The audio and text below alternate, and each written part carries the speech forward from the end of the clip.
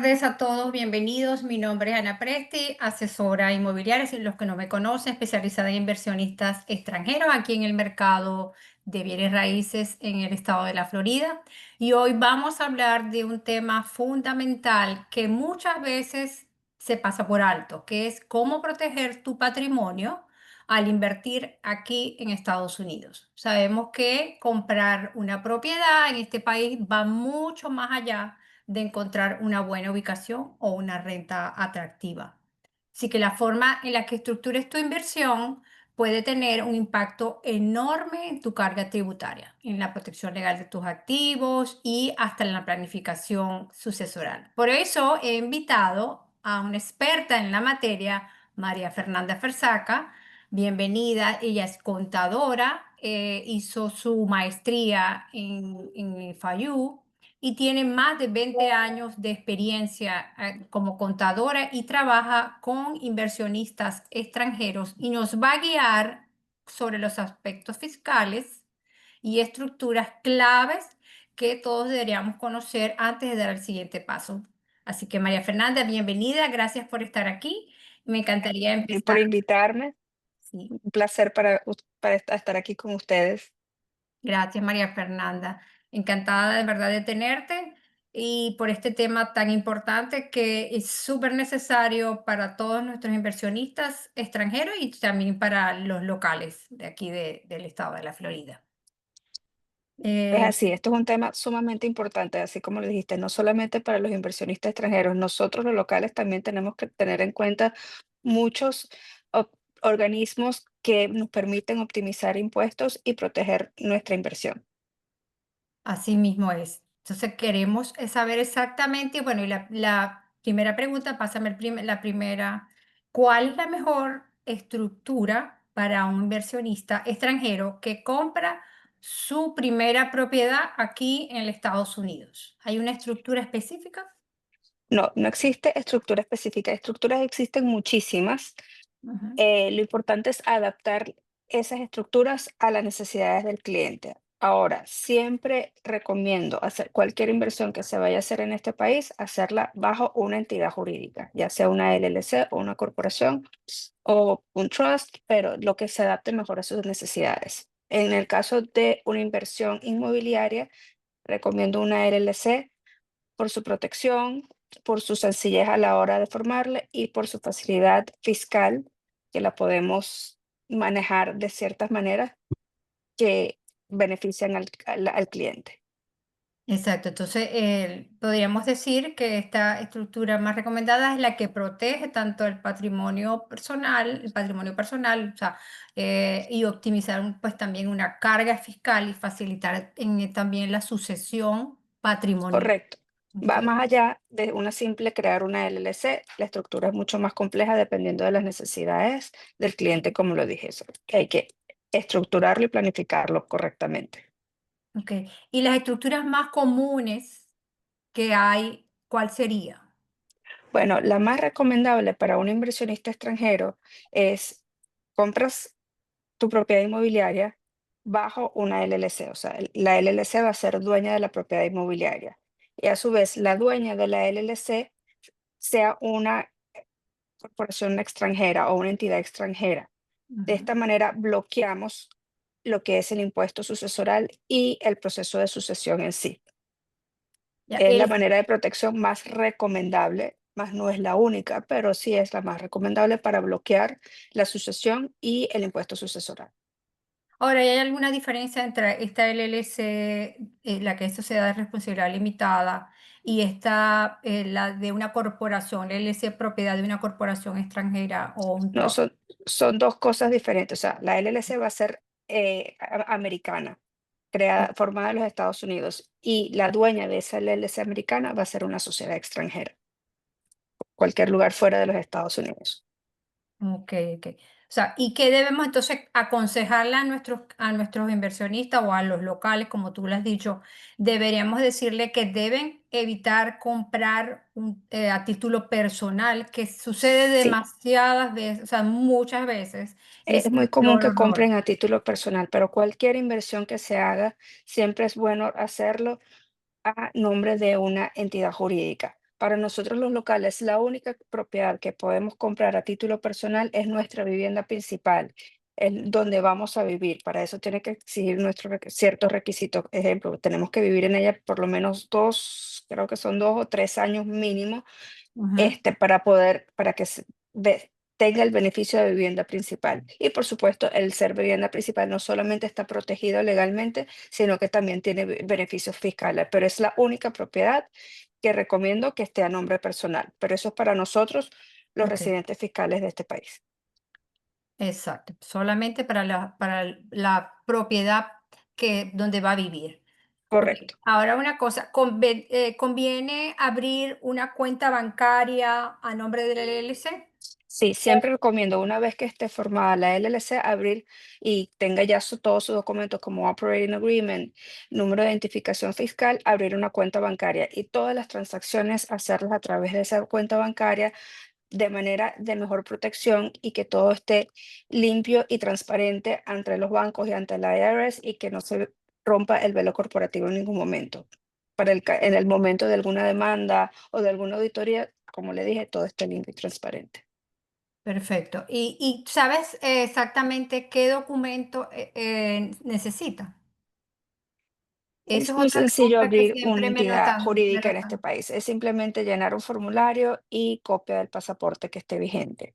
Esos son los únicos documentos que yo como firma exijo para abrir una entidad. Por supuesto, hacemos los background checks, etcétera, etcétera, pero no es complicado. Lo que hay es que hacerlo bien desde el principio y estructurarlo y planificarlo correctamente.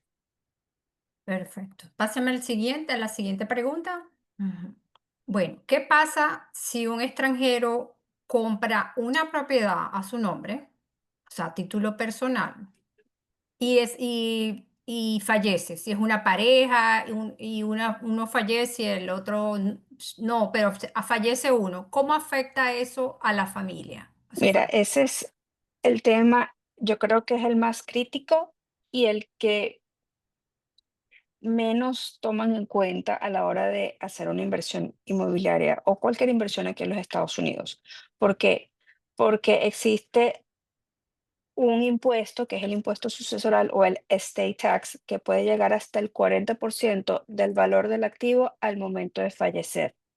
Y no solamente tiene que pagar el 40%, sino que eso pasa por un proceso de sucesión que es largo y costoso. Los herederos deben, una vez que está ese proceso de sucesión libre, vamos a decirlo así, deben preparar una declaración de impuestos para pagar ese 40% y muchas veces puede hasta incurrir intereses si pasa el tiempo, penalidades de intereses si pasa mucho tiempo y no lo hacen a tiempo y para que les puedan liberar el título de esa propiedad y poder traspasarla a su nombre y poder venderla o simplemente traspasarla a su nombre. O sea, es un proceso largo y costoso. Por eso siempre recomiendo planificar antes de invertir. Perfecto. Pero hay un monto específico del costo de la propiedad que hay que pagar ese El 40%. exemption, la exención Ajá, es de $60,000. O sea, cualquier propiedad, o sea, cualquier valor que esté sobre los $60,000 está expuesto al impuesto sucesoral. que son todas las propiedades. Hoy en día es todos. 1000 no es nada. Ok, y entonces es muy importante entonces que el proceso de sucesión que hablaste del probate Correcto. bueno, no debe pasar eso porque como dices tú, es bastante largo y costoso que no debería suceder. Sí, como dije anteriormente, para evitar eso, tienes que tener el Blocker Corporation, que es la corporación extranjera, y a su vez un trust, que es el que va a designar quiénes son los herederos y cómo se va a repartir los bienes. Perfecto, perfecto. Los costos legales realmente y las complicaciones familiares que esto lleva a los herederos, ¿no? Y Correcto. hay no solamente contratar la contadora, sino abogados también, Abogados legales, expertos en la materia. para evitar entonces esas demoras hay que formar una LLC. Siguiente pregunta. Ahora, ¿cuál es la diferencia? Ya hablamos de una LLC. pero se dice que hay LLC de un solo miembro y de múltiples miembros para fines fiscales. ¿Cuál sería de la más adecuada en este caso?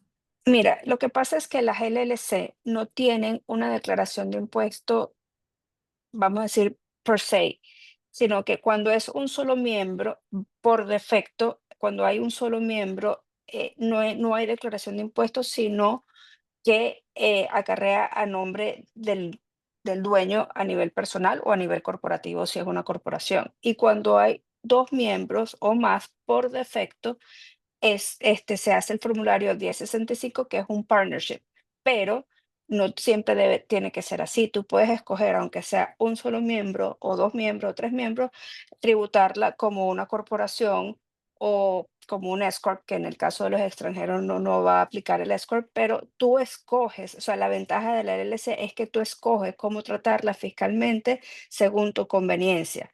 Claro, yo siempre recomiendo que sea Ujú. mínimo de 2 miembros por la protección. Cuando hay 2 miembros, ya no van en contra de tu persona en sí, sino que hay otra, si te demandan a ti personalmente, hay otra persona, entonces no pueden, no está en riesgo la LLC, porque hay otra Ujú. persona de por medio. Por eso siempre recomiendo que tenga mínimo 2 miembros, sobre todo por protección, pero por temas fiscales podemos escoger así sea un solo miembro, o sea, siempre podemos planificar antes. Pero la ideal sería la de más de 2 miembros mínimo, ¿verdad? Mínimo Esa 2 es la miembros idea. por protección. Para evitar entonces el tratamiento como entidad ignorada, en este caso, que sería Pero, la bueno, el tratamiento por entidad ignorada es cuando es un solo miembro, pero si un solo tratamos de miembro. elegirla como C Corp, ya no es una entidad ignorada, ya está tratada fiscalmente como C Corp. Entonces puede ser de un solo miembro. Pero reduce el riesgo entonces sucesoral, aquí en los Estados Unidos, en este caso, ¿no? Pero si tiene una compañía extranjera, no. Entonces, como Okey, le digo, todo eso varía dependiendo de la situación del cliente. O sea, si, depende si del es, caso. si es multimiembro, no reduce bueno, sí en cierta ocasión porque estaría en riesgo solamente el porcentaje de participación de la persona que fallece y no el, el inmueble completo. Completo. Eso sí, vamos a decir, favorecería. O sea, si un apartamento cuesta $500,000 y son dos personas, 50-50, en vez de estar en riesgo los $500,000, solamente están en riesgo $250,000. La mitad. Perfecto. Sí, la otra siguiente pregunta, Augusto. Ahora, ¿qué estructura tú recomendarías para quien planea alquilar una propiedad a largo plazo o sea, me refiero a rentas de largo plazo y rentas cortas, tipo Airbnb? ¿Hay alguna diferencia en la estructura cuando compras una propiedad y la vas a rentar a largo plazo y otra que la vas a rentar rentas cortas? Que ahora están muy en boga las rentas cortas aquí Mira, en el lo estado de la Florida. importante o sea, siempre recomiendo, como les dije, una LLC por protección y por su sencillez de por protección mínimo 2 personas y siempre apalancándose a un mortgage también está mucho mejor protegida. Ahora, ¿qué más recomiendo yo? Sobre todo cuando son a corto plazo, que sea Ujú, una propiedad por LLC, y es ujú. por el riesgo de demandas. Sobre todo cuando hay corto plazo pasa muchísimo, o sea, hay muchísima trans transición en el Ujú. proceso, entonces puede haber está Más más expuesto a protección, demandas. ya. Entonces, Tiene mientras mayor riesgo, ¿no? tiene mucho mayor riesgo de Tiene demanda, mayor riesgo. Mayor riesgo legales, tanto entonces mientras más accidentes, quejas, protegida, ¿verdad? Ujú. menos riesgo corre la propiedad. Eso específicamente con rentas cortas, como es mayor riesgo porque es como más movimiento, más cantidad de gente que Correcto, o sea, el renta. riesgo siempre va a estar, Ujú, pero mientras mejor la protejas, como la proteges mejor, mientras más miembros tenga, mejor está protegida. Mientras tengas una liability, o sea, está debajo una hipoteca, está mejor protegida porque solamente estaría en riesgo la parte del capital y no la parte del préstamo. Entonces siempre ujú. tiene sus planificaciones para protegerla legalmente. No solamente es crear la LLC y ya, es planificarla y estructurarla. Exacto. Pásame el siguiente, Augusto. Ok. Ahora, la pregunta siguiente es, ¿qué obligaciones fiscales tiene un extranjero si recibe ingresos por rentas en Estados Unidos? Eso Sí. bueno, siempre este nombre personal o este nombre de una corporación siempre tiene que declarar impuestos. Ahora, a cómo lo declara, o sea, cómo lo trata fiscalmente, eso ya va a depender de la estructura que escoja y de cómo se planifica fiscalmente. Como dije, si está a nivel personal, tiene que declarar una declaración de impuesto a nivel personal como no residente. Ahora, si está como una LLC, tú puedes escoger. Si es un solo miembro, entonces vas a declarar como no residente. Si tiene dos miembros o más, puedes declarar como un partnership o puedes hacer el election de tratarla como una corporación C. De eso ya va a depender de cómo la trates y cómo planifiques tratarla fiscalmente. Y también toda entidad es obligatorio actualizarla ante el estado en que se forme. Siempre todos los años hay que pagar una anualidad para que mantenga activa la entidad. O sea, tendría que hacer entonces una declaración de ingresos por renta, ¿verdad? Correcto, Ante el IRS. correcto, ante la IRS y dependiendo del estado en que esté, también puede aplicar el estado, pero usualmente se hacen a la vez. Pero son dos obligaciones anuales, que es mantenerla activa ante el estado y la declaración de impuesto ante la IRS. Ok. Y esa retención, la retención que se hace es que por ley es el 30% del ingreso bruto por renta, ¿verdad? A Ujú. menos que el propietario pues decida optar por la ganancia neta después de los gastos. No sé si tú puedes explicarnos un poquito eso Sí, eso es para cuando que lo... compran a nivel personal, por Ujú. ley, el inquilino está obligado a retenerle el 30% del valor bruto de la renta, al menos que como él haga una declaración de impuesto anual y entonces haga el election de ser tratado como effectively connected income se llama, y entonces evita esa retención o si se estructura correctamente bajo una entidad jurídica, entonces no tienen por qué retenerle esa, esos ingresos, esa retención por los ingresos por renta. Ahora dime una cosa, el inversionista debe tener un número de ITIN. El ITIN, para los que no conocen, es el número de identificación Es del un número de impuesto, identificación ¿verdad? fiscal para Individual. extranjeros. Ujú.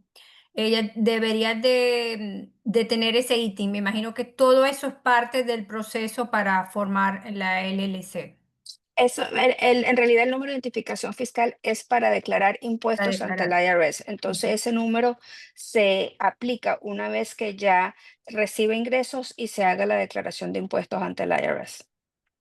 Exacto. Entonces, ¿y qué recomiendas entonces tú para la retención? ¿Es preferible la ganancia neta? Hacerlo Es tributar por preferible hacerlo ganancia. ante una entidad jurídica y no le retienen. Ok, La LLC o que ya sea tratada, ya sea como partnership o corporación, ya no le tienen que retener impuestos. perfecto. Me das el siguiente.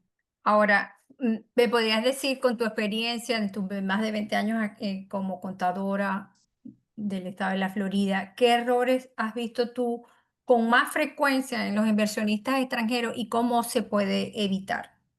Mira, el error con más frecuencia es que compran a nombre personal Ujú.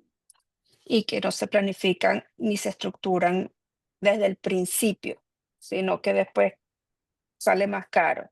Y por supuesto, a veces sí se estructuran desde, o sea, forman su LLC, pero como dije, la forman y ya, y no es solamente formar una LLC y ya, tienen que planificarse, estructurarse y hacer las cosas correctamente a través de una cuenta bancaria, no mezclar eh, ingresos ni gastos personales de esa cuenta bancaria, sino simplemente limitar esa cuenta bancaria para los ingresos de la propiedad y los gastos de la propiedad.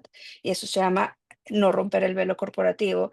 Y esos son entonces al momento de haber una auditoría, una demanda y ven que, vamos a decir, ese desastre, entonces pierden protección la propiedad y esos son los errores más comunes que he visto, tanto comprar a nombre personal como no estructurarse ni planificar bien las LLC.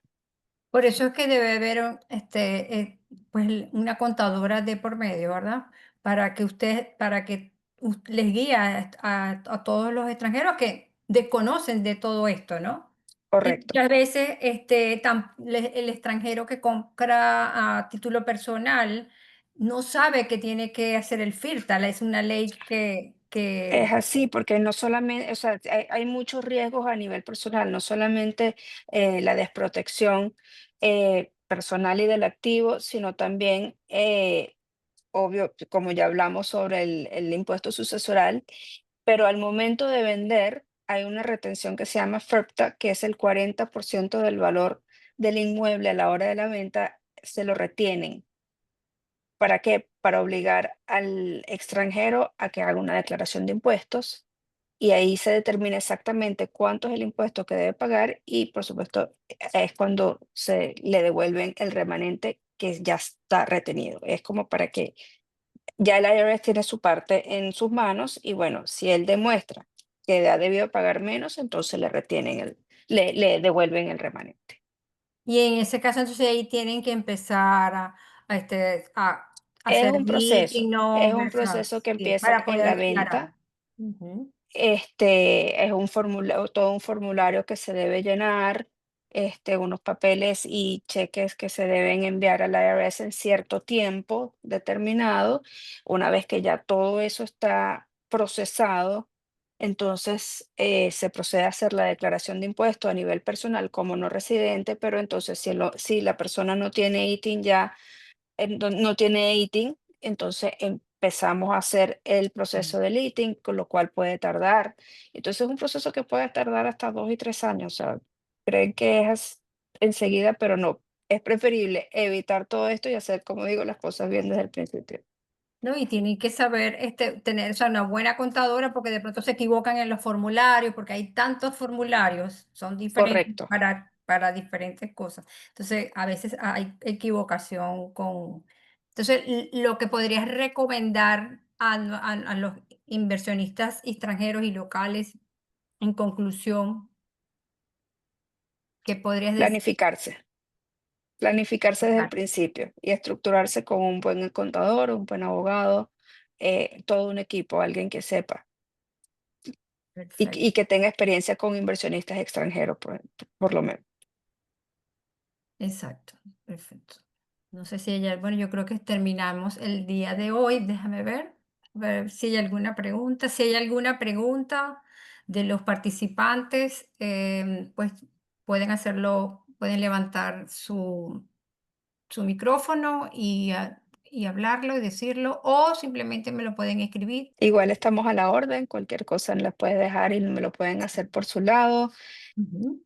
Perfecto. Cualquier cosa, pues nada, nos pueden contactar tanto a María Fernanda como a mi persona para cualquier pregunta, detalle o duda, pero definitivamente no hay que, los inversionistas extranjeros no deben comprar como a título personal por todo este proceso que se acarrea. Ah, ok. Están diciendo una de las personas que digas tu teléfono. ¿Cómo no? Se los digo por aquí o ustedes se lo Sí, pasan sí, después. si quieres dilo el teléfono y tu Ok, trescientos correo. cinco Ujú. 954 9548. 305 para anotarlo aquí. Repítemelo. 954 Ya va. 954 9548. 95448. Perfecto. También por acá me dicen, Fernando Mora, me dice, los miembros de la LLC podría ser marido y mujer o mejor que no sea familia directa. Sí pueden ser esposo y esposo, aunque la Florida tiene el la ley que podría ser tratada como una persona, pero si son extranjeros ya no es tratado como una persona. Entonces, sí, sí, definitivamente sí pueden ser esposa y esposo. No hay problema. Pero ¿qué es lo? Ella me imagino que quiere saber qué es aconsejable, lo más aconsejable. No puede ser cualquier persona, o sea, con tal de que sean 2 personas, no hay ningún problema. Mínimo 2 personas, pueden ser más. Lo que yo no recomiendo es que sean menores de edad. Sí pueden serlo legalmente, pero se complica el proceso. Ok, perfecto. Pues hay un límite de la cantidad de miembros que puede haber No en hay un límite, INC. No no hay hay límite. límites. Los únicos límites es si la tratan como escort, que no creo que sea el caso, y el límite para las escorts son 100 personas, pero Ujú, de resto no hay límite. perfecto. Bueno, yo creo que si no hay más preguntas, de verdad que agradecida, María Fernanda, por todos tus aportes. Estamos a la orden nuevamente, tanto como mi persona. Y bueno, gracias por su atención. Les dejo mi teléfono, mi correo y mi Instagram, Ana Presti Realtor. Muchas gracias por acudir acá. Si no hay más preguntas, muchas gracias por toda la audiencia que vino. Muchas gracias, muy amable. Nuestra amiga María Fernanda.